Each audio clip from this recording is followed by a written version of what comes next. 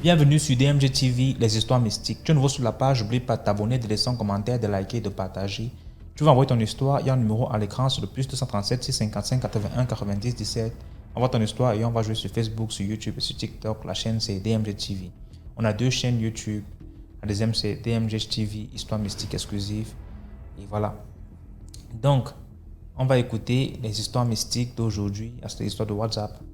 Si tu viens d'arriver, si tu tombes sur la page pour la première fois, abonne-toi. Et si tu es là depuis, tu regardes sans t'abonner, abonne-toi. Hey!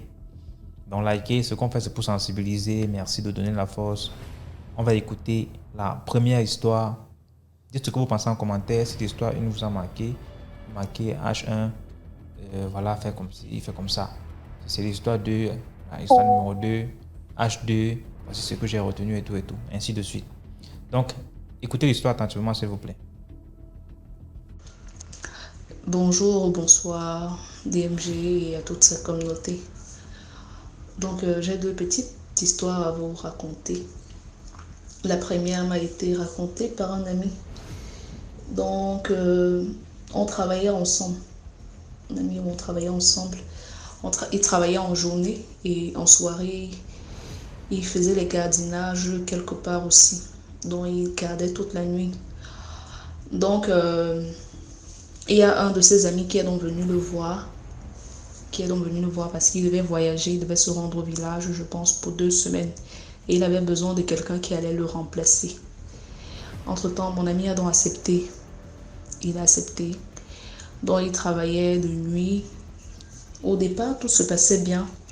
Mais à un moment donné, la nuit, aux environs de 2 heures comme ça, quand il était fatigué, il allait se coucher et il y avait une autre personne qui venait continuer la garde. Donc, chaque fois qu'il se couchait au sol, il faisait des mauvais rêves.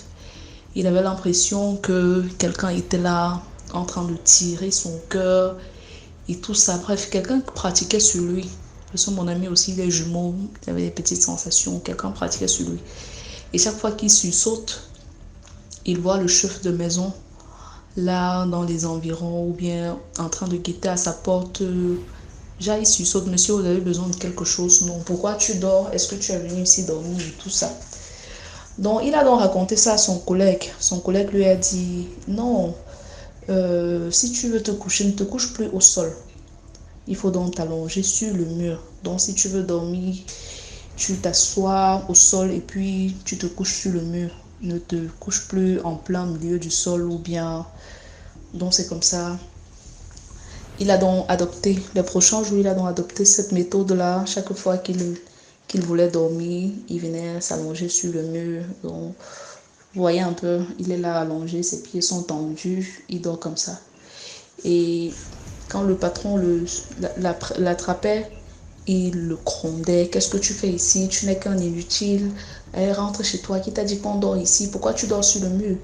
Parce que justement, le patron n'arrivait plus à l'atteindre, au fait. Le patron n'arrivait plus à l'atteindre. Donc, il m'a dit, quand tu travailles quelque part, et si tu ressens que la personne est bizarre, c'est une mauvaise personne, il ne faut pas te coucher à même le sol. Il faut toujours te coucher sur un mur. Sur un mur, tu t'adosses quelque part parce que là, la personne n'aura pas la possibilité de t'atteindre vu qu'il ne pourra pas traverser sur toi. Donc, c'était ça la première histoire. La seconde, c'est une histoire également qui m'a été racontée par une amie. Donc, elle a perdu son papa quand il était en maternelle. Et sa maman n'avait vraiment pas de sous, c'était la dernière année. Sa maman n'avait plus rien quand elle a perdu son papa parce qu'après la mort de son papa, il y a la belle famille qui est venue, on a tout pris, donc elle n'avait plus absolument rien, excepté sa maison. Et l'année là, alors il fallait que ma camarade aille à l'école. Il fallait qu'elle aille à l'école. Il n'y avait même pas un peu de sous. Donc elle est donc restée toute une nuit, elle a pleuré, voilà la rentrée qui arrive, tes grands frères sont là, ils n'ont pas fréquenté, toi aussi tu vas aller à l'école cette année, comment est-ce que je vais faire? Sa maman a pleuré toute la nuit. Et ses frères ont essayé de consoler sa mère, ça va aller, Dieu fera grâce et tout ça et tout ça. Donc ils sont donc allés dormir ce soir-là vers 23h30 minuit comme ça. Quand ils sont allés se coucher, Ils sont allés se coucher. Après peut-être 30 minutes, les enfants n'étaient pas encore endormis. Ils ont entendu les pas de quelqu'un au salon qui est en train de marcher. Les pas de quelqu'un qui est en train de marcher. Parce que quand vous vivez dans une maison, si quelqu'un entre, tu es même dans la chambre. Quand si le papa entre, pas sa démarche, tu sauras, non, voici le papa qui est entré, pas la démarche, tu sauras, voici pas le bruit du pas, au fait, voici la maman. Donc, tous ont entendu le bruit du pas de quelqu'un au salon en train de marcher. Mais personne n'a eu le courage donc de sortir. C'est donc comme ça, la mère se lève le matin, elle retrouve une somme d'argent déposée à l'entrée de la porte de sa chambre. Une grosse somme d'argent. Bref, la somme d'argent pouvait payer la pension de tous ses enfants, au fait. Donc, quand les enfants se lèvent et viennent dans la chambre de leur maman, elle avait ramassé l'argent et n'avait encore dit à personne. Maman, j'ai entendu papa marcher au salon hier nuit. Est-ce que toi aussi tu as entendu? Chacun disait, est-ce que tu as entendu? Est-ce que tu as entendu? Elle dit également oui. Et qu'elle s'est levée, elle a trouvé l'argent devant la porte. Apparemment, comme ça, c'est l'esprit de son papa qui était venu déposer l'argent et est reparti.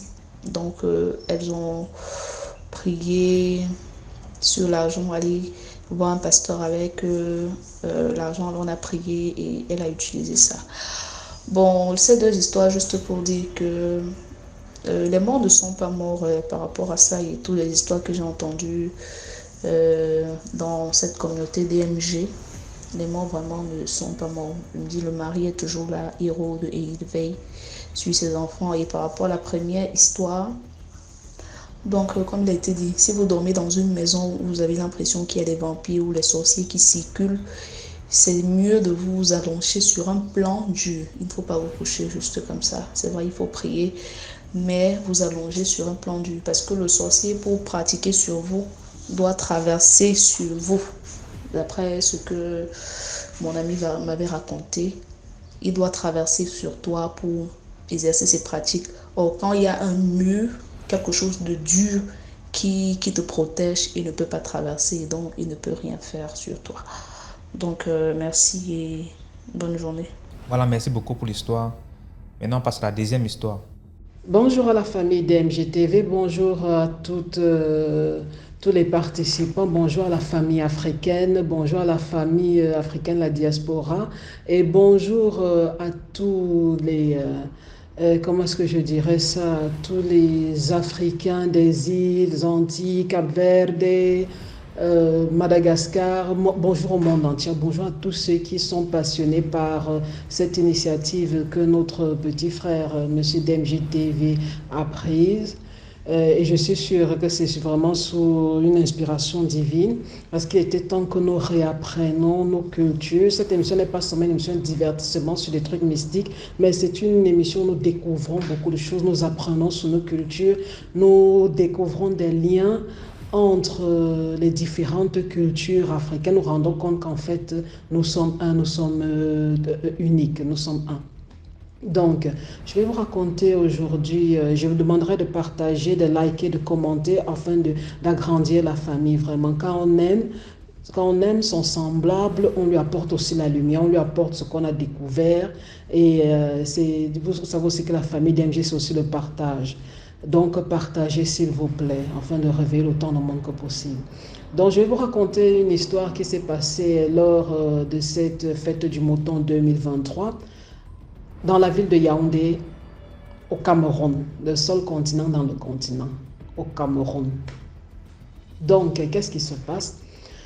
Pendant la fête du mouton, il y a un imam, c'est un professionnel du football camerounais qui raconte.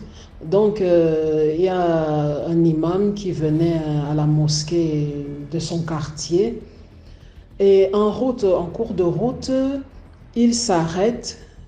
Donc, il arrête son véhicule et il observait un fou qui était assis près d'une poubelle. Et il a observé longuement. Puis il arrive au quartier. Il arrive au quartier, il demande à voir le chef du quartier. Bien sûr, les gens sont un peu dans ses amis, n'est-ce pas? Ceux qui étaient là, qui attendaient à la mosquée. Mais comment tu veux voir le chef du quartier? Pourquoi? S'il vous plaît, il faut absolument que je voie le chef du quartier.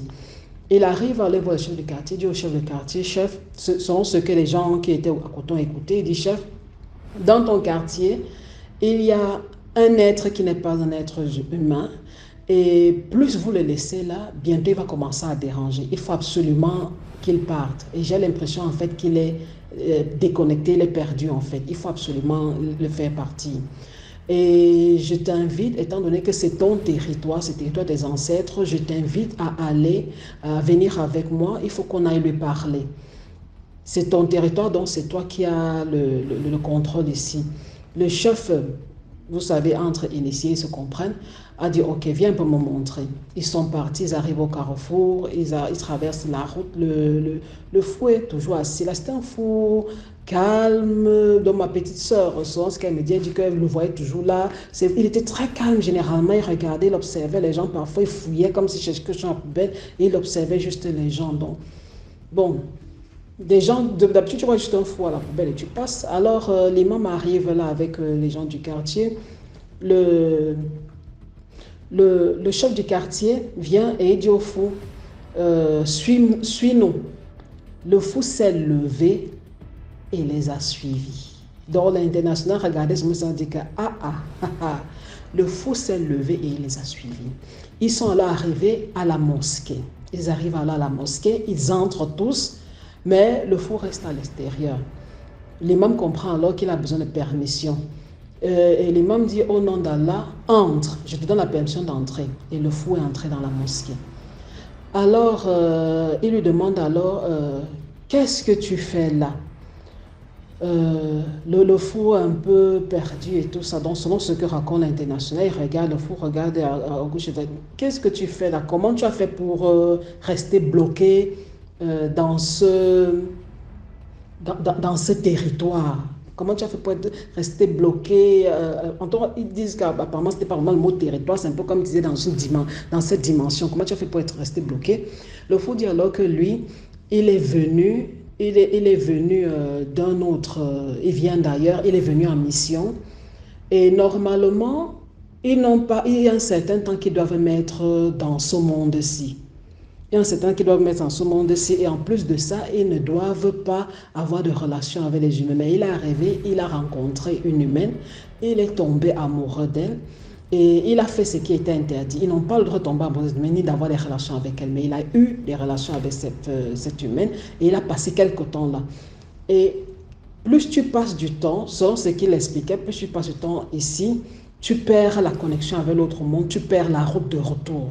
Tu perds apparemment les codes pour ouvrir la porte et t'amener en route de l'autre côté. Alors, le chef du quartier alors a dit, mais apparemment, l'imam s'y voit quelque chose que je ne vois pas. Mais moi, je ressens seulement que tu n'es pas des nôtres, mais lui, apparemment, voit ta véritable nature.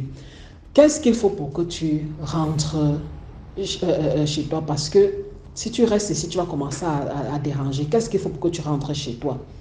Et le fou alors, donc en aparté, il a chuchoté à l'imam et au chef. Le chef a alors envoyé les gens au village, à Yaoundé là-bas où ils étaient, dans le quartier, c'est son village, mais il y a l'autre village. Et apparemment, les choses qu'il devait ramener ne sont plus à Yaoundé à cause de la déforestation, les Yaoundé s'est installé et tout, on a coupé des herbes, des arbres et tout, des trucs sacrés. Alors, il a envoyé quelqu'un chercher tous ces trucs-là.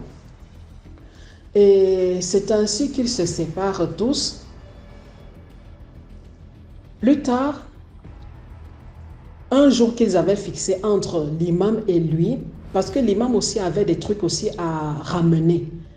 Et ils sont donné rendez-vous un soir. Apparemment, alors, tout le monde dormait. Et qu'est-ce qui se passe?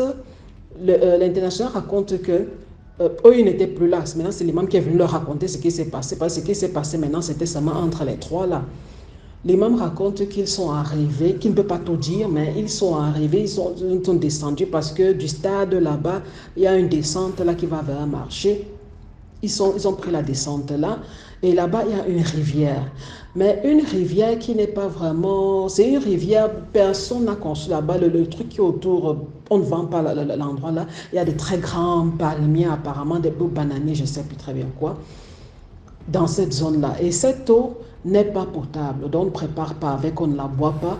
Tout ce qu'on peut faire, c'est quand peut-être il y a coupure d'eau, puiser l'eau pour peut-être laver seulement le sol ou balayer la cour. On ne boit pas cette eau, on ne fait rien avec cette eau. Et donc, c'est une rivière. Il y a des herbes, grandes herbes et tout ça. En tout cas, la zone là, les gens n'aiment pas trop être là. Alors, l'imam dit qu'avec accompagné du chef et du supposé fou, ils sont entrés dans les herbes, ils ont marché jusqu'à un certain niveau.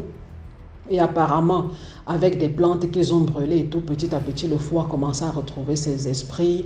Et ils ont fait certains trucs là. La porte, l'imam dit que c'était comme un tourbillon, donc puissant tourbillon qui a commencé à souffler dans la zone. Et le fou a alors dit, okay, oui, la porte s'est ouverte. Il dit, il sait maintenant, il va rentrer, il connaît sa route. L'imam lui demande, donc c'est le chef du quartier qui lui demande, et au fait, qu'est-ce que nous devons faire pour que tu ne retournes plus ici? Et le monsieur, donc pour que la porte ne soit plus utilisée, cette porte ne soit plus utilisée, pour que les gens de ton monde ne l'utilisent plus. Le fou a dit que malheureusement, il fallait me poser la question avant parce qu'il y a apparemment une écorce, l'écorce d'un arbre. Il a dit l'arbre. Et le chef apparemment savait de quoi il s'agissait, selon l'imam. Il a dit l'arbre, il a dit quand normalement la porte s'ouvre et l'un de nous traverse pour aller dans l'autre monde, vous jetez l'écorce là sur son passage. La porte va se refermer et on ne pourra plus ouvrir cette porte-ci de l'autre côté. Mais malheureusement, il a dit, malheureusement, c'est maintenant que vous ne m'avez pas posé la question avant. Le chef a dit, ok. Alors, il a remercié, le fou a remercié. Et justement, l'imam a demandé, mais attends, là où tu pars, tu sais que tu seras puni, n'est-ce pas? Le fou a dit que oui, je vais accepter ma punition. Je serai seulement puni ou tué, je ne sais pas, mais je vais accepter ma punition parce que c'est de ma faute, je n'ai pas respecté les règles. Ça fait longtemps qu'ils m'attendent. Et le fou est entré dans le tourbillon, c'était une sorte de tourbillon de trucs qui apparemment subitement s'est absorbé, un peu comme dans le sens inverse, un peu comme vous voyez quand tu es en train de... Tu retires la dent de... Comment ça me peut dire la dent? Tu vois, l'aspirateur, quand tu retires le bout du aspirateur, tu prends ce moment le tuyau, tu es en train d'aspirer et une chaussette entre par exemple, vous entendez, ça fait... Ça, justement, il dit que c'était exactement ça, a donné cette sensation-là. Et le calme est revenu autour d'eux. Alors, ils sont rentrés. Donc, c'est la fin de l'histoire. Et cette histoire aussi, je vous la raconte aussi. Donc, on me l'a racontée. J'ai beaucoup hésité parce que c'est un peu délicat. Ça implique un chef, ça implique un imam, ça implique... Donc, c'était un peu délicat. Mais je me suis rendu compte que cette histoire était importante pour la communauté. Pourquoi? Pour que nous comprenions et que nous essayons d'expliquer à nos enfants et tout. Quand vous marchez en route, ce ne sont pas tous les fous qui sont des fous. Et la preuve, dans toutes les histoires que M. DMJTV a eu à nous livrer, on se rend toujours compte que parfois on demande à certains occultistes, va coucher avec une folle, va coucher avec un fou. Et bizarrement, lui, quand il arrive en route, tous les fous qui sont souvent là ont tous disparu. Et puis subitement, il voit un fou, il va coucher. Donc, ou une folle. Donc, vous vous rendez compte que tous les fous qui sont en route ne sont pas des fous. Ou l'histoire de DMJ, quand la dame qui avait bu une bière dans un bar, son voisin l'avait amené boire dans un bar et puis on lui disait que la bière coûtait, c'était combien de centaines de mille et elle était choquée. Et on lui a demandé qu'il fallait prendre l'argent et aller donner à un fou près d'une poubelle, toujours là-bas à Yaoundé, et il allait brûler. Donc vous vous rendez compte que parmi nous, quand nous marchons à nos enfants, demandons-leur, ne vous moquez pas des fous que vous rencontrez en route. Il y a ceux qui ont des maladies mentales, mais il y a ceux qui sont là en mission. Donc faites très attention. Il ne faut pas attirer sur nous le courroux d'un être que nous ne maîtrisons pas. Ils peuvent nous maudire ou faire quelque chose, ou bien parce que nous ne savons pas en fait avec quoi nous sommes en train à quoi est-ce que nous sommes en train de nous attaquer. Donc la famille, j'espère que cette histoire-ci va vous permettre de comprendre une autre dimension du monde, de la réalité du monde en Afrique et dans le monde. Merci et que la paix du Seigneur soit avec vous tous. Merci beaucoup pour l'histoire. Maintenant, on passe à la troisième histoire. Bonjour DMG, bonjour à toute la team DMG, likez, partagez, surtout commentez.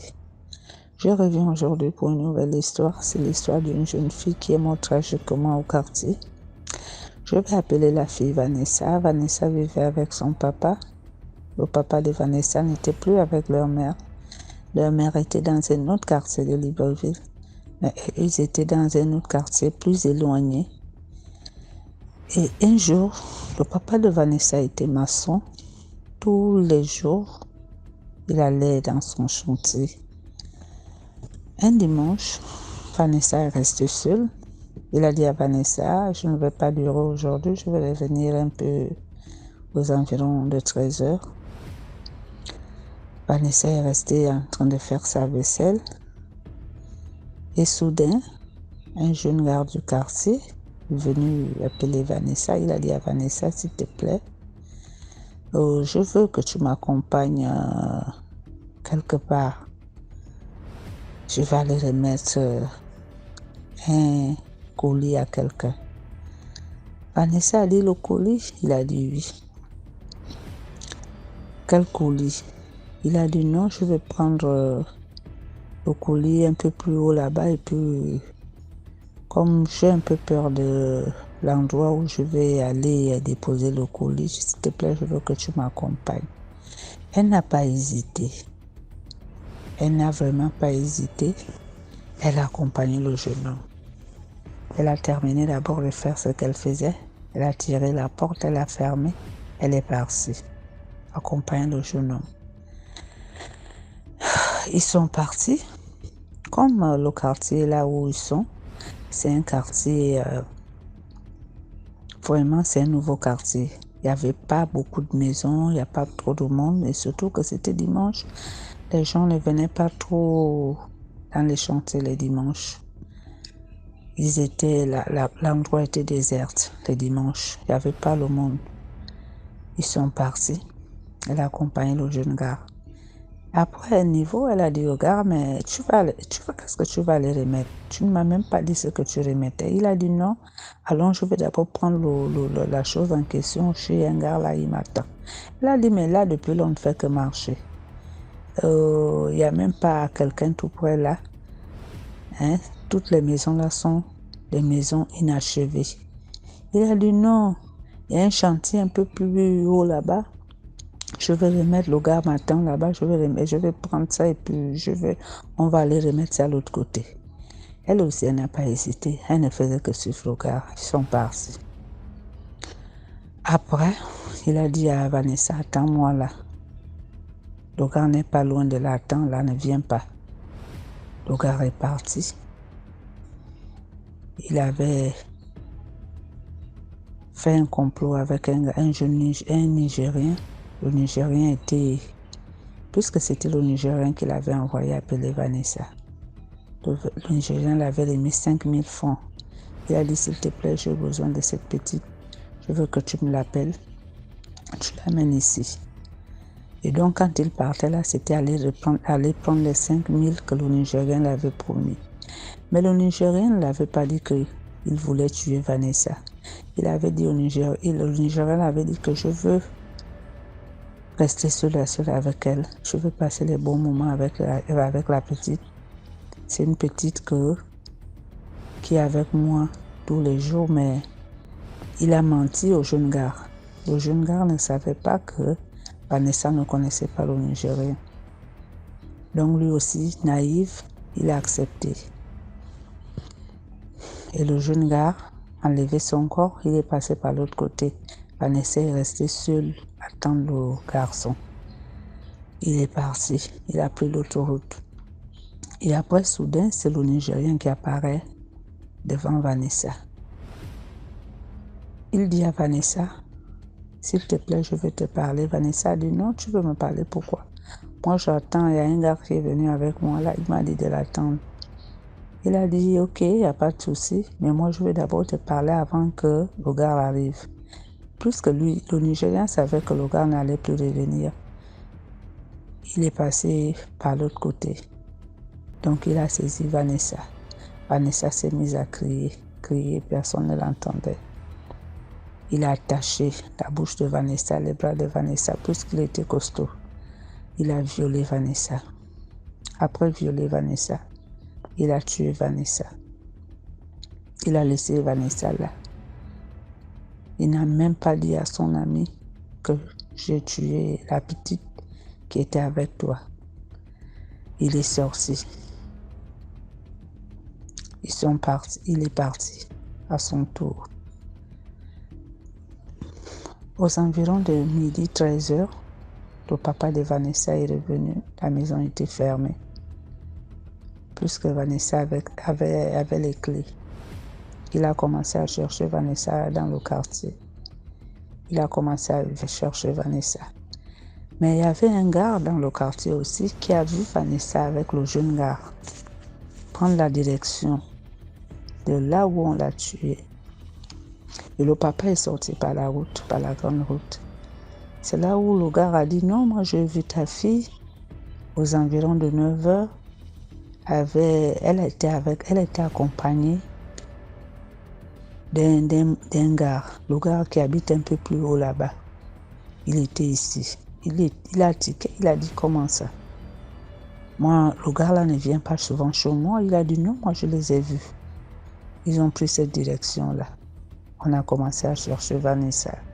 On ne l'a pas retrouvée. Chercher. C'est là où le papa de Vanessa a dit, sûrement qu'elle est partie chez sa maman. Il a appelé la maman au téléphone. Il a dit, est-ce que Vanessa est chez vous là-bas? Elle a dit non, Vanessa n'est pas ici. Ils ont commencé à chercher. C'est aux environs de 17h qu'on découvre le corps de Vanessa. Elle était déjà morte. Quand on découvre le corps de Vanessa, on découvre qu'il a violé Vanessa. Il a même pris un bois, il l'a enfoncé dans le vagin de Vanessa. Et le gars a dit, le papa de Vanessa a dit, tu m'as dit que tu as vu ma fille avec un jeune garçon. Il a dit oui, je l'ai vu avec le gars qui habite un peu plus haut. On a appelé les gendarmes, ils sont venus identifier. On a amené le corps à la morgue. On a commencé à faire les enquêtes. On a cherché le jeune gars en question, on ne l'a pas retrouvé.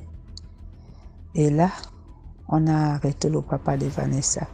On a dit, pour l'instant, tu es le seul suspect. Et les gens qui étaient aussi aux alentours, on a arrêté 2 personnes. Et avec le 3e qui a dit, moi j'ai vu l'enfant avec un jeune gars. On a dit, on va d'abord t'arrêter avant que le gars apparaisse. Donc, le 3e jour, c'est là où le gars apparaît. On arrête aussi le jeune gars en question. On a dit au gars raconte.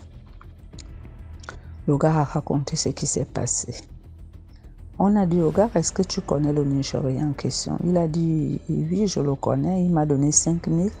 Il m'a dit d'appeler Vanessa. Mais il ne m'a pas dit, moi je ne sais pas si c'est lui qui a tué Vanessa. Moi je les ai laissés ensemble. Mais pourquoi tu es venu appeler Vanessa? Non, parce qu'il m'a dit qu'il voulait parler avec elle. C'est pourquoi je suis allée l'appeler. Et d'autres personnes au quartier disaient que c'est le père de Vanessa qui a tué Vanessa. Parce qu'il y a 2 fois, quand il punit Vanessa, quand il frappe Vanessa, il dit souvent à Vanessa, moi je vais te tuer un jour ici, je vais te tuer. Donc c'est lui qui a tué sa fille. Les gendarmes ont dit, bon, donc tu as l'habitude de menacer ta fille de mort, donc c'est toi qui l'as tuée. Et le papa de Vanessa était déjà en cellule.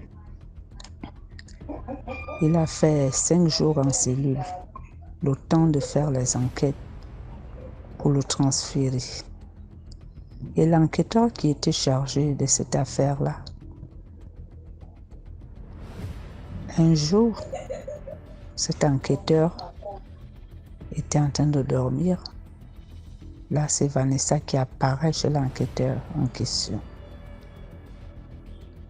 Vanessa dit à l'enquêteur, relâche mon père. Mon père n'est pas responsable de ma mort. C'est lui qui m'a tué, c'est le Nigérien qui m'a tué, c'est pas mon papa qui m'a tué.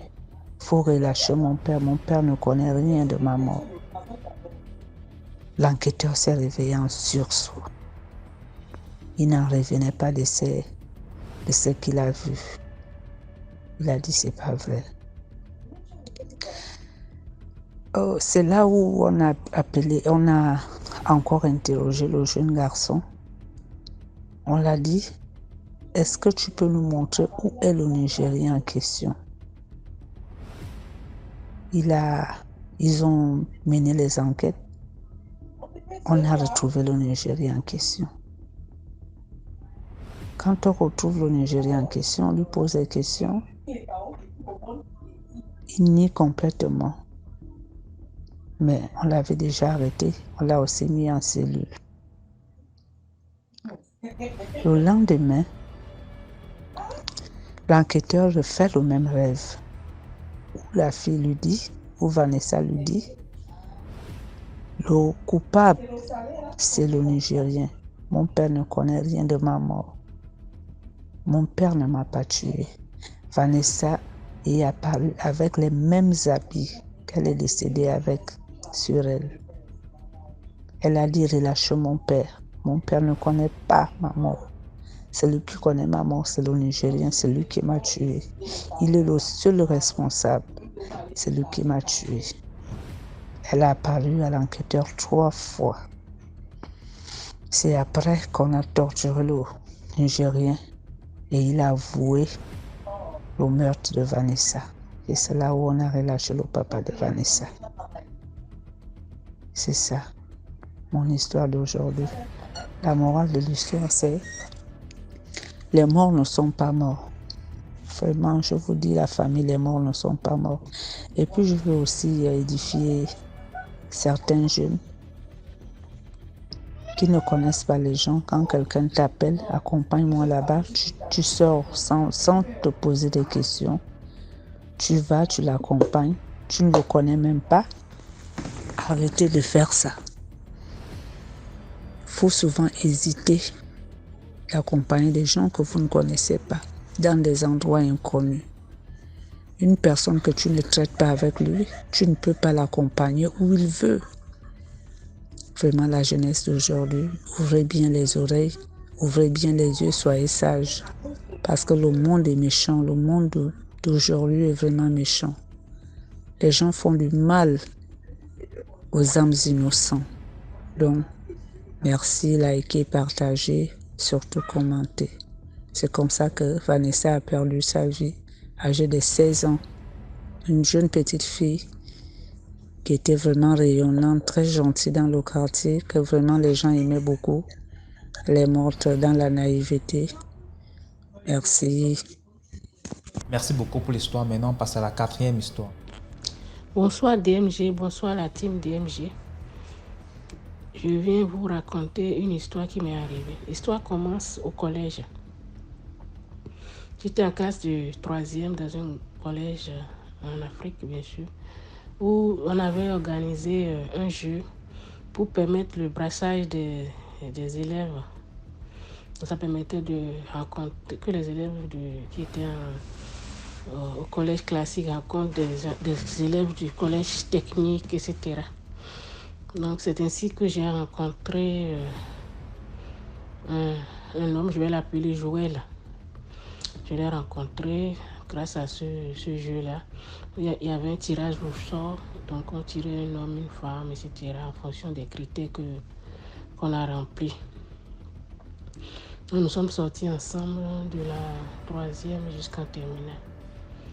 Et un jour, quand on était en terminale, un peu avant qu'il ne parte en voyage, il m'a avoué en fait que sa mère était adepte de Mami Wata et qu'elle voulait qu'il lui aussi devienne adepte. Pour moi, quand j'avais entendu ça, ça ne m'avait pas plus intéressé que ça. Ça ne me disait rien, je ne savais pas vraiment s'il fallait s'inquiéter ou pas. Donc, après le bac, lui, il était parti une première fois aux États-Unis. Puis ensuite, après avoir passé plus de 2 ans aux États-Unis, il est venu en France. Moi, après, je suis venue en France tardivement. Disons, pratiquement 6 ans après que lui soit, 6 ans, 7 ans après que lui soit allé, voire plus. après que lui soit en France. Et je l'ai retrouvé en France. Il s'est fait que quand je l'ai retrouvé en France, on a sympathisé à nouveau et tout. On est en train de rester en contact. Et chemin faisant, bon. Chemin faisant, je me suis rendu compte petit à petit qu'il y avait un problème. Donc c'était un homme qui aimait beaucoup prendre la femme par derrière.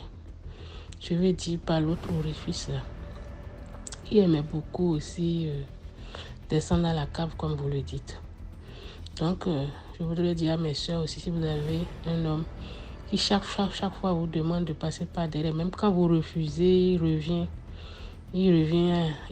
régulièrement à l'assaut, il revient régulièrement pour demander toujours de passer par derrière. Méfiez-vous. Donc un jour, j'ai fini par céder à sa demande. Et pendant l'acte, il s'est passé quelque chose de très bizarre. Comme je ne voulais pas vraiment, je pense que c'est ça. Je suis sortie de mon corps, mon esprit a traversé le toit et j'ai vu le ciel au-dessus. Puis je suis revenue en moi. C'était très, très bizarre. Bon, je ne voulais pas et tout. Mais souvent, quand on est avec les hommes qui insistent, je ne sais pas pourquoi, un jour ou l'autre, nous finissons par céder pour un peu leur faire plaisir. Donc, si je parle de cette histoire, c'est parce qu'il a eu par la suite un geste, plusieurs gestes qui m'ont mis la puce à l'oreille. Mais ça a mis du temps avant que je le comprenne. Souvent après les rapports, j'avais mal au ventre. C'est le seul homme avec qui j'ai eu des rapports. Et après le rapport, j'ai des terribles maux de ventre. Je n'arrive pas à expliquer. Chaque fois, c'était comme ça. Ensuite, c'était un premier signe. Un deuxième signe, un jour, alors que j'ai mes règles, comme il aimait beaucoup faire le descendre dans la cave, il est descendu à la cave pendant les règles. Et il a bu le sang des règles. Ça aussi, si vous avez un petit ami qui fait un geste pareil, il faut tout de suite savoir que c'est un occultiste. Il boit le sang des règles comme si c'était de la glace, avec beaucoup d'appétit, méfiez-vous. Un autre signe qu'il a fait, c'est qu'il a mis son pouce sur mon front au niveau du troisième œil, 3 fois de suite. Ce signe-là, ce geste-là, après j'ai fini par comprendre que c'est les occultistes qui font ça. Est-ce que c'est pour fermer le troisième œil? Est-ce que c'est un truc d'envoûtement? J'espère qu'un jour un auditeur va nous peut-être parler de ça. Le geste que les occultistes ont de vous mettre le pouce au niveau du troisième œil. Parce qu'on parle beaucoup de ça au niveau des pasteurs qui veulent envoûter leur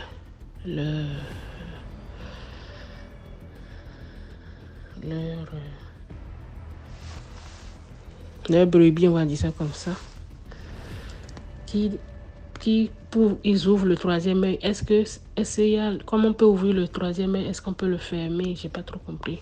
Mais je sais que ce geste-là, chaque fois qu'on me l'a fait, j'étais avec des occultistes.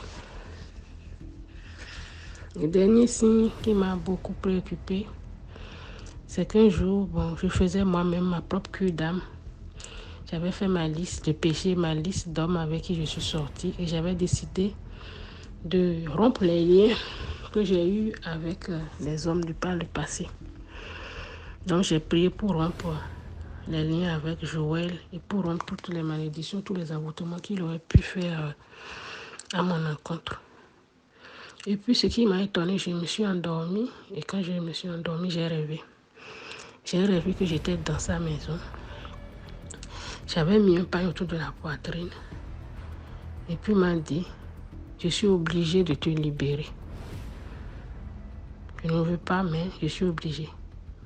Si tu veux partir, il faut que tu partes, mais tu passes par la porte de derrière, tu sors par là, et puis tu passes comme ça, et puis tu sors. Il ne faut pas qu'on te voie. Donc, dans le rêve, j'étais surprise de le voir et de me voir dans sa maison, comme s'il m'avait certainement embrigadé chez lui, chose que je ne savais pas du tout. Donc effectivement, il m'a montré une porte. Je l'ai ouverte facilement, elle n'était pas fermée à clé. Je suis sortie de la maison, j'étais dans le jardin et une vieille dame m'a vue. Elle m'a demandé où est-ce que je vais. J'ai dit non, que je sors, c'est tout. Elle m'a ouvert le portail, elle ne s'est pas opposée. Elle m'a ouvert le portail et je suis sortie, je suis partie. Après, quand je me suis réveillée, j'ai eu à analyser le rêve. Est-ce que c'est non seulement parce qu'il a bu mon sang, est-ce que c'est parce qu'il a fait telle chose, qu'est-ce qu'il a bien pu me faire et tout. Je ne sais pas trop. Mais j'ai continué par prier parce que je me suis dit certainement c'est une sorte de délivrance. Je suis sortie certainement d'une cage, quoi. Le problème avec ces gens d'hommes-là, quand nous sommes avec eux, ils nous envoûtent tellement. Ils font toutes sortes de choses, mais nous sommes là, nous sommes comme hébétés, hypnotisés. Nous ne faisons rien pour nous débattre, rien pour nous en sortir, nous sommes là. L'envoûtement est tellement puissant que ça dure des années et des années. Il faut vraiment un jour prendre conscience pour pouvoir chercher à sortir. Parce que nous sommes comme des oiseaux en cage. Et la cage est ouverte, mais nous ne sortons pas. C'est comme si on ne voyait pas qu'on pouvait partir. Il y avait une force qui nous maintient là. Donc de fait, j'ai dit ça à mes soeurs, si vous avez un petit ami qui vous demande d'accepter certains fantasmes, on n'est pas obligé d'accepter tous leurs fantasmes. Il faut penser à refuser. Souvent, nous sommes avec des occultistes, ils nous volent nos chances. Ils nous volent nos bénédictions. Ils nous volent le bonheur dans le mariage. Après, nous ne pouvons pas nous marier, nous ne pouvons pas vivre heureuses parce que une partie de nous est embrigadée chez eux. C'est la fin de mon témoignage. Merci. Merci beaucoup pour l'histoire. Maintenant, on passe à la suite. Bonjour la famille, bonjour DMTV, bonjour la communauté DMTV. Bonjour à tous ceux qui envoient leur histoire. Et je vous remercie énormément parce que vos histoires, elles édifient. Et DMG, merci pour ton concept parce que c'est un concept qui permet à voir la deuxième facette du monde. Surtout nous qui n'avons pas des yeux spirituels. En tout cas, ça nous aide à discerner certains trucs. Et comment dirais-je encore? En tout cas, à résoudre, comment on peut dire, le français c'est lui. En tout cas, bref, on passe, excusez. Bon, je suis venue ce matin pour raconter mon histoire. C'est la première fois que je raconte mon histoire. Voilà, c'est ma première fois que je raconte mon histoire. Et mon histoire, elle a été inspirée par la femme qui a raconté l'histoire de sa rivale qui était morte et qu'on l'a vêtue des habits de celle qui était vivante. Bon, moi je suis congolaise de Brazzaville. Je réside précisément à Pointe-Nord. Et j'ai connu deux filles, deux amies qu'on va appeler, qu'on va nommer déjà Ruth et Divine. Je préfère prendre des prénoms bibliques. Pour tous ceux qui ont vécu en Vouvou, ils connaîtront cette histoire. Pour ceux qui ont vécu en Vouvou, qui vont passer ici, en tout cas, ils connaîtront cette histoire. Bon. L'histoire, c'est l'histoire de deux jeunes filles qui vivaient ensemble. Elles étaient commerçantes, elles vendaient le piment. Chez nous ici, on appelle ça... comment ça s'appelle déjà? Baketekisa, voilà. Tekisa qui vient à dire comment qu'elles vendent le piment. Voilà. Et ces deux jeunes filles vivaient ensemble. C'était deux adolescentes qui ont fui le nid parental pour vivre toutes seules à la vente de leur grand commerce qui était le piment. Et ces deux jeunes filles ont vécu ensemble au moins pendant 5 ans. 5 ans. Et Divine, elle était plus sollicitée chez les hommes, puisqu'elle était belle, brune. Les deux étaient brunes, mais l'autre était plus sollicitée. Chacun de nous a son étoile. Voilà. Et après, Ruth, bon, c'était pas vraiment le cas, elle trouvait toujours des hommes pas souvent décents et donc elle faisait avec. Mais ça leur permettait de payer la maison. Les deux jeunes filles ont vécu ensemble pendant les 5 longues années. Ruth, comme elle tombait toujours sur les gens pas bien, et une fois, elle a eu à prendre le porte-monnaie d'une personne, d'un homme pas bien, qui a envoyé des petits voleurs, des kounas, des bébés noirs, comme on les appelle ici, pour la faire du mal, pour l'agresser. C'était juste l'agresser. Et ça s'est mal terminé. Comme nous en Afrique ici, ils ont gelé la fille, ils ont abusé d'elle, ils ont pris un bâton qu'ils ont enfoncé dans sa zone vaginale qui est arrivée jusqu'à la gorge. Et cette dernière a rendu l'âme. On l'a jetée dans une mare d'eau. Et le lendemain, il y a des gens qui ont fait la découverte du corps. Vu que l'action s'est passée aux environs de 2h, 3h du matin. Il faisait déjà jour, mais tout le monde était encore endormi. Et pour d'autres, n'ont rien entendu quand l'action se passait. Et même si l'action se passait, qui devait sortir à cette heure-ci pour aller affronter, je ne sais même pas le nombre de personnes qui étaient à l'extérieur. Donc beaucoup de gens, ceux qui ont entendu, ont préféré rester chez eux et entendre l'action se passer dehors. Et après que l'action s'est passée ainsi, c'est les gens qui sortent matinalement à 5h. Ah, ça c'est le corps d'une personne. Ah, c'est sûr qu'il a bu. Ils sont passés. Ce sont les gens de 6h maintenant qui passent à 6h, les autres des écoliers, des travailleurs. Parce que ceux qui sortent à 5h, c'est les gens qui vont acheter la marchandise dans les grands marchés, pour acheter, pour venir revendre des fois dans le quartier ou encore pour revendre seulement dans le grand marché. Et après, ceux qui sortent à 5h se rendent compte que la face de la personne est dans l'eau.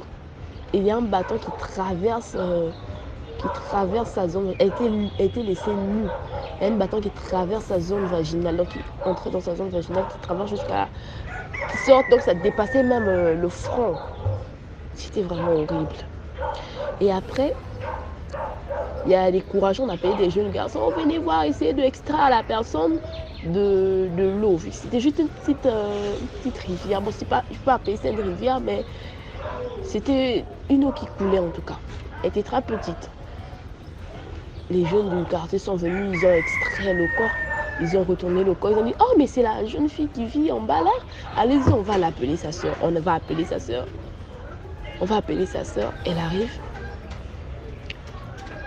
Elle commence à pleurer, appeler les parents, on a appelé l'ambulance, on a appelé, comment ça on appelle, le corbillard, la police qui est venue faire le constat. L'histoire était vraiment à couper le souffle. Le corps était déjà, le visage était déjà bien blanc vu que ça durait dans l'eau. Ça a duré dans l'eau, elle est devenue toute pâle.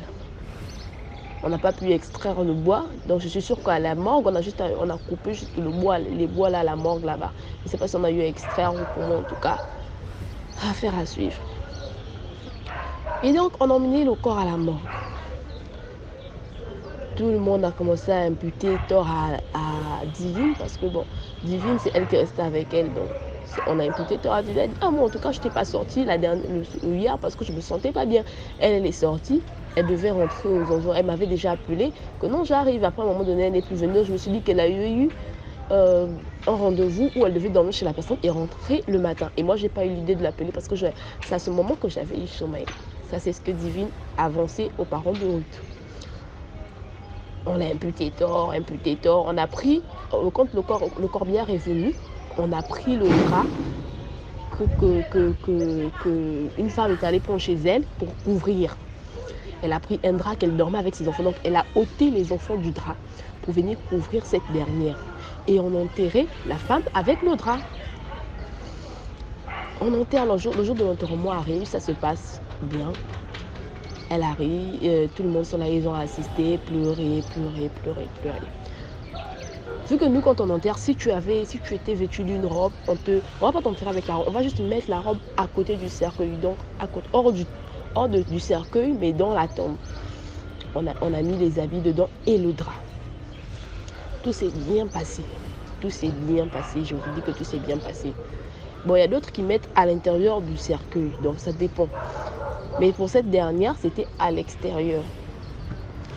Et donc, je ne sais pas, comme on dit que quand une personne meurt, elle meurt pour de bon. Et ceux qui viennent utiliser l'image, ce sont juste les gens qui veulent utiliser l'image de la personne pour faire croire que la personne est sorcière ou que la personne est méchante et qu'elle vient avec des mauvaises intentions. Donc, on n'avait pas encore mis la tombe parce que nous, quand on fait comme ça, parfois c'est une semaine après ou bien 3 jours après qu'on va maintenant, quand on met le sable, après c'est une semaine après ou 3 jours après qu'on va mettre la tombe, on va couler le béton pour mettre la tombe. Les parents n'ont pas eu l'initiative de mettre le béton, je ne sais pas, ils avaient une lourdeur, pas possible. Mais sa soeur a dit que non, même si ça va faire 10 ans, je viendrai te couler un béton. Ça c'est ce que Divine avait dit à Ruth. Elle avait promis que même si je viendrai te couler un béton ici pour toi. Donc, les années, je crois les mois sont passés 6 mois après. La dame commence à rêver. Non, c'est pas la dame, les enfants de la dame commencent à rêver. La femme venir avec le drap. La femme venait maintenant avec vêtue de ce drap-là. Donc, elle couvrait le drap genre comme la Sainte Vierge Marie. Et le drap était aussi déjà blanc. Donc, elle venait avec ça. Elle apparaissait avec ça dans la même place où on l'avait tuée. C'est là où elle faisait qu'apparaître. Apparaître. Et après, les gens du quartier ont dit non, ça c'est pas bien. On va appeler le chef du quartier. Le chef du quartier a dit non, on doit trouver une solution. Et vu que chez le chef du quartier, il y a un tribunal traditionnel. Donc ils sont tous allés au tribunal traditionnel. Ils ont appelé les parents de la fille, les parents de Ruth, les parents de Divine et les parents de la dame. Parce que la dame est allée porter plainte que vous, si vous voulez utiliser le visage de votre enfant, parce que je lui ai prêté le drap et tout comme ça. Donc ça a emmené beaucoup de trucs pas possibles. Et vu qu'elle s'est changé les habits les deux, elle apparaissait maintenant avec les habits de Ruth. Elle faisait, donc parfois elle prend l'image de Divine, pardon. Elle prend l'image de Divine, elle fait du mal aux autres. Elle apparaissait dans des endroits pas bien. Pour ceux qui ne savaient pas qu'elle était morte, elle apparaissait de fois avec les habits de Divine, vu qu'ils avaient l'habitude de se changer les habits. Et quand elle vient faire du mal, elle vient avec le drap qu'on lui avait donné pour la couvrir, pour ne pas que les gens viennent voir. Et pour ceux qui n'ont pas un esprit dur, qu'ils tombent ou quoi que ce soit. C'était comme ça. Et donc, les parents de Ruth a appelé ses parents. Ils sont allés porter plainte aux parents. Divine, pardon, est allée appeler ses parents. Ils ont porté plainte aux parents de Ruth. Et la dame qui avait prêté le drap aussi a porté plainte. Et quand ils arrivent là-bas, ils se rendent compte que c'est l'oncle de Divine qui utilise le visage de Divine pour venir faire du mal aux gens. Et pour d'autres, même coucher avec les enfants du quartier. Pourquoi? Parce que on l'avait enterré. Et puis, quand, je ne sais pas comment ils ont fait leur incantation là-bas pendant le tribunal, c'est maintenant la voix de Divine qui apparaît dans le corps d'une personne, parmi les jurys qui apparaît. Elle dit, moi, venez reprendre vos habits, vous tous ceux qui m'avez enterré avec des... Elle était morte comme par coïncidence aussi avec les habits de Divine. Venez reprendre vos trucs, moi je ne veux pas qu'on m'utilise. On utilise mon corps, je ne suis pas en paix là où je suis. Malgré que je me repose, je ne suis pas en paix. Venez reprendre vos choses. On était obligé d'aller déterrer le corps, retirer les habits, brûler les habits, la faire un dernier au revoir encore. Une personne qui était déjà en décomposition totale. On était obligé de déterrer. Donc l'histoire là, même je sais pas, les médias ont écouté ça. On était obligé de déterrer le corps, fermer, brûler les habits, la couler en béton, comme sa copine avait promis. Ils ont investi, ils ont coulé en béton, on a mis la photo et puis l'histoire l'histoire est passée au fait. La morale de l'histoire, pour moi, ça c'est d'après moi. D'après moi, la morale de l'histoire, c'est que quand on vit ensemble, il n'est pas... C'est vrai qu'on peut partager la même maison, partager les mêmes habits, oui. Mais ne pas enterrer les habits, surtout si vous savez que vous portez les mêmes habits à deux. On ne peut pas enterrer l'autre avec les habits d'une personne qui est vivante. En tout cas, chez nous, quand on passe à vie, ça ne se fait pas. Soit on va prendre les habits, on va laver, on va brûler, pour éviter que l'autre part avec sa saleté. Soit on va prendre les habits, on laisse à celle qui est vivante. C'est comme ça que nous on fait. Maintenant, si elle est morte avec les habits qu'elle partageait, on brûle. C'est mieux. Parce que comme ça, il y a toujours des gens qui sont méchants. Ils vont utiliser les mêmes habits la nuit pour venir faire peur aux autres ou quoi que ce soit. En tout cas, la morale de l'histoire, c'est de ne pas porter les mêmes habits. Ou de porter les mêmes habits, mais ne pas enterrer les autres avec les habits de ceux qui sont vivants. En tout cas, c'est ça. En tout cas, je vous incite encore à partager parce que l'initiative de DMG est une très bonne initiative. Elle permet aux autres de voir la deuxième facette du monde et donc prenez ça comme ça. Je vous fais un coucou, au revoir, et peut-être il y aura encore pas mal d'histoires à raconter. Surtout nous, Congo Brazzaville, on a tellement de trucs à raconter, mais prenez ça comme ça. Bon, au revoir, ciao, ciao. Merci beaucoup pour l'histoire. Maintenant, on passe à la 6e histoire. Bonjour la communauté DMG. J'espère que vous portez bien. Alors, moi, je fais vraiment un effort aujourd'hui pour vous partager ma petite histoire. Parce que voilà, je sors à peine d'une maladie dont je ne suis pas encore totalement rétablie. Mais par la grâce de Dieu, ça commence à aller.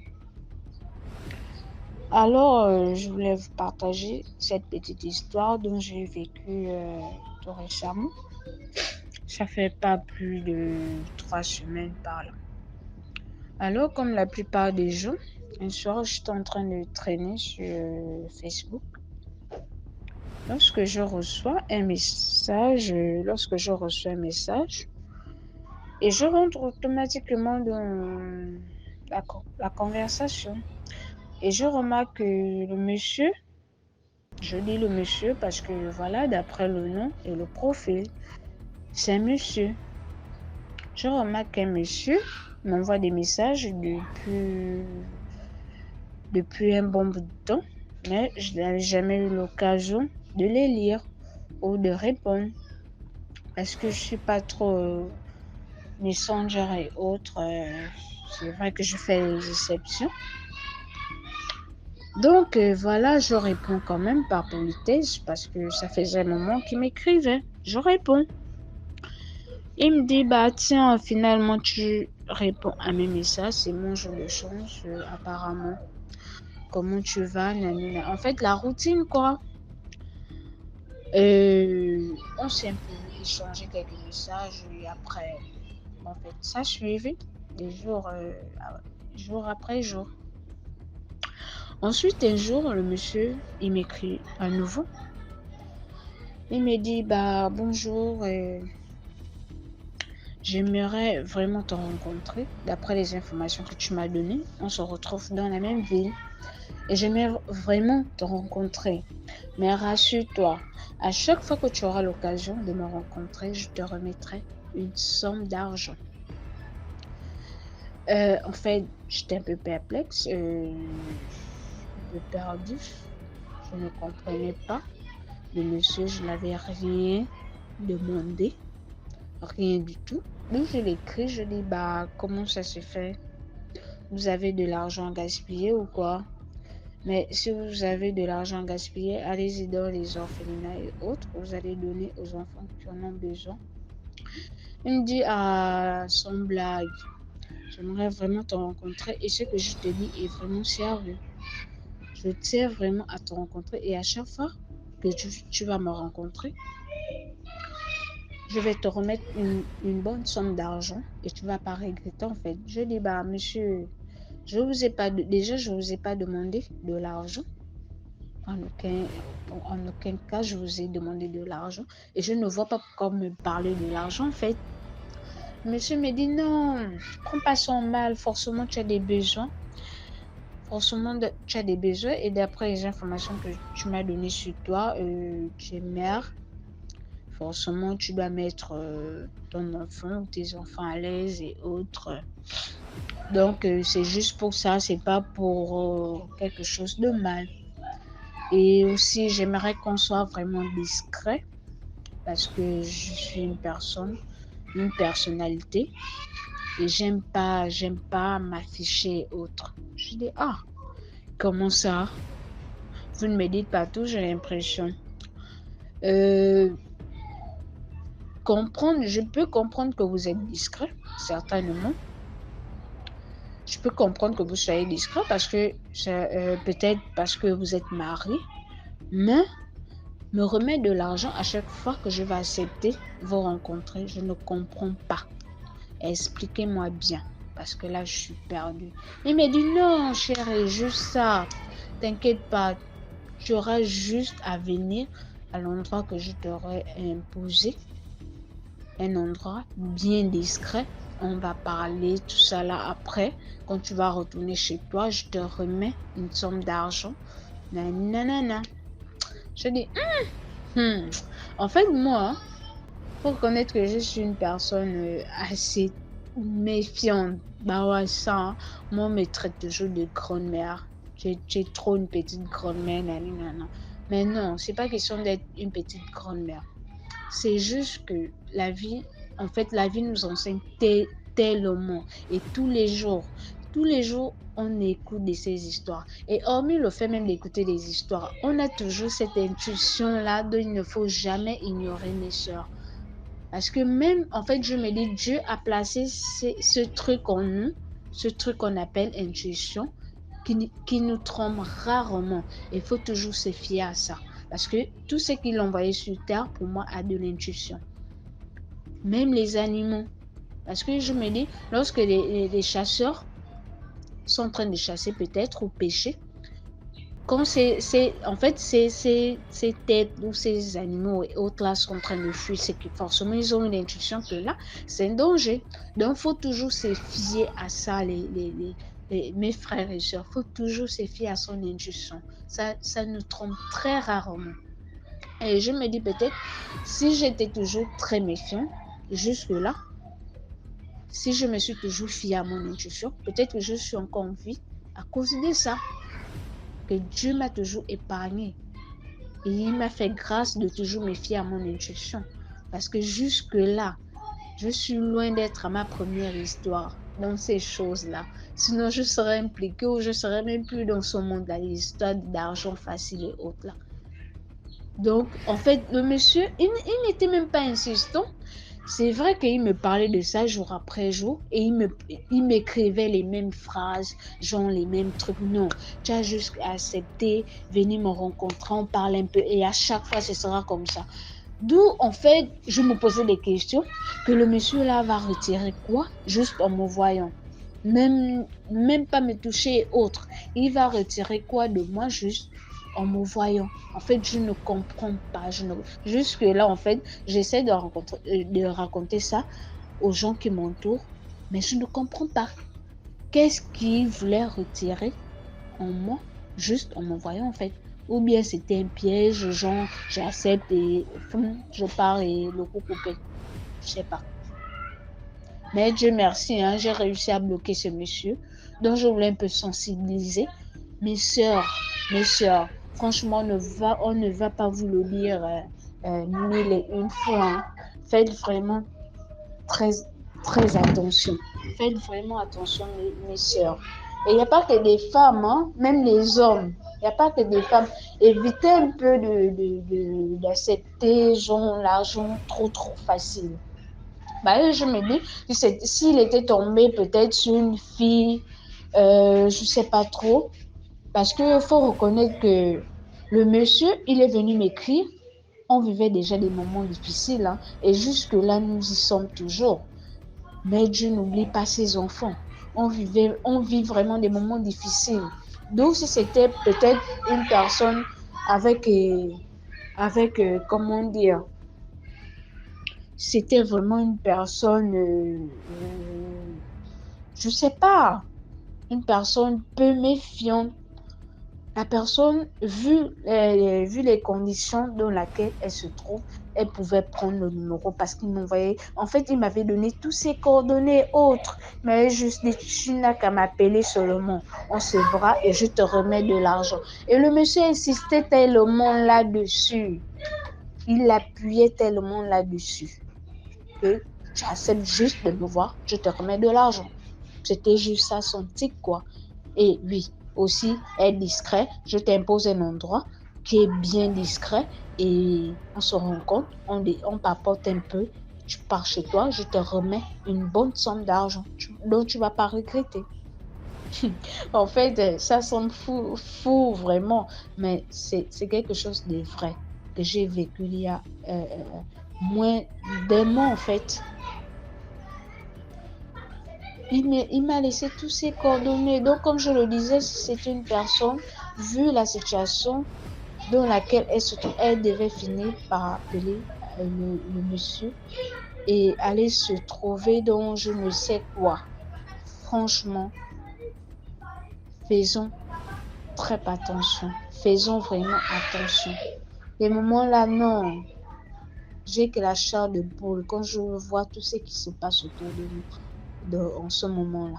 J'ai que la chair de poule. Donc vraiment, faisons vraiment attention. Faisons vraiment attention. Donc c'était ça ma petite histoire. Et voilà. Portez-vous bien, que Dieu vous bénisse. Merci pour l'histoire. Maintenant, on passe à la 7e histoire. Likez, commentez, partagez. Bonsoir DMG. Comment vous allez? J'espère que vous allez très bien. Dieu merci, moi je vais parfaitement bien. Voilà, j'avais une histoire à raconter. Je précise, je suis de l'Afrique de l'Ouest. Voilà. J'avais fait un rêve. Dans le rêve, j'étais avec mes amis. Nous étions tous assis dans un carrefour en train de discuter entre amis. Et là, il y a un monsieur qui est venu garer sa voiture. Il était avec une dame. Voilà, il était avec une femme. Et moi, je discutais avec mes amis parce que nous n'avons pas d'argent. Et puis, nous étions en train de discuter pour l'avenir, quoi. Voilà, on se disait, si on avait l'argent, on allait réaliser ce truc. On allait faire ça, mais malheureusement, on n'avait pas d'argent à ce moment. Et tout d'un coup, le monsieur vient garer sa voiture avec la dame. Et tous les deux descendent de la voiture. Et ils viennent vers nous, ils nous saluent. Bonsoir les jeunes. Et moi j'ai répondu bonsoir monsieur. Et il y a un autre ami qui a répondu aussi bonsoir monsieur. Et c'est là maintenant que le monsieur il prend une mallette. Il dépose devant nous une mallette. Et dans la mallette, il y avait 50 millions de francs CFA. Dans la mallette, il y avait 50 millions de francs CFA.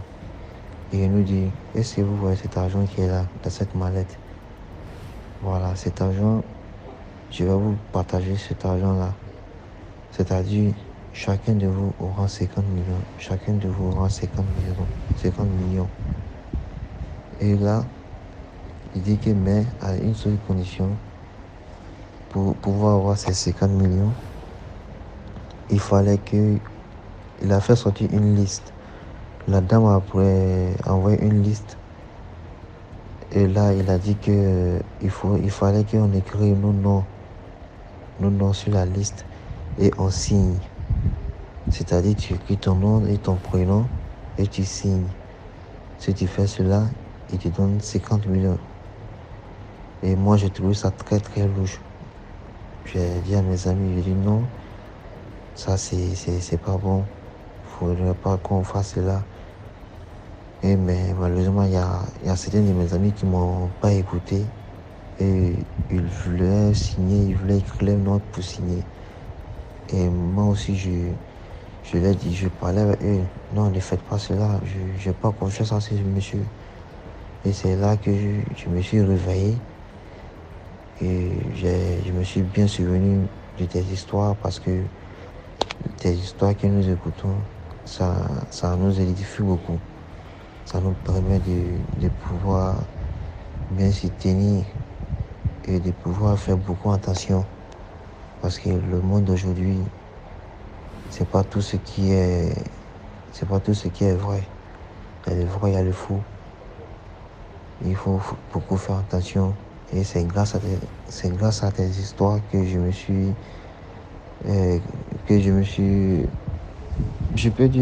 protégé, voilà, que j'ai protégé aussi mes amis. Parce que dans tes lives, j'avais écouté une histoire là où il y avait une dame qui avait dit que il fallait, pour rentrer dans une secte, il fallait qu'elle écrive son nom et elle signe. Et si elle faisait ça, elle rentrait automatiquement dans la secte. Et moi, je ne savais pas. Et c'est là que je me suis souvenu immédiatement de cette histoire-là. Et j'ai dit à mes amis de ne pas faire cela, de ne pas signer, de ne pas écrire les noms. Voilà, Dieu nous va faire que nous, on va voir ce qu'on veut, mais de manière bien, quoi. pas de manière un peu désagréable, pas de manière un peu bizarre.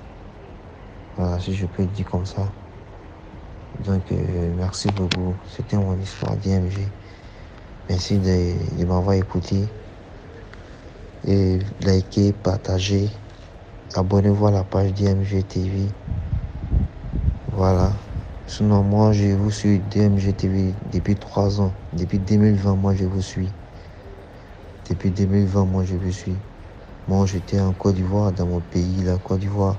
Et je vous suivais beaucoup. Je suivais vos lives. Je suivais vos histoires. J'écoutais beaucoup. Mais bon, c'est ça. Donc, merci beaucoup, DMG. Merci, que Dieu vous bénisse, que Dieu vous bénisse, que Dieu vous bénisse. Que Dieu accomplisse tout ce que votre cœur désire. Que Dieu vous bénisse encore. Merci beaucoup. Voilà, c'est tout pour aujourd'hui. N'oubliez pas de vous abonner, de partager, de liker. Rendez-vous demain à 12h00 sur YouTube pour une nouvelle vidéo. Partagez, invitez plus de personnes à venir se connecter, à venir raconter leur expérience aussi. Comme ça, on va être de plus en plus nombreux et avoir beaucoup plus d'histoires pour être sensibilisés et tout. Donc, portez-vous bien. À demain pour une nouvelle vidéo.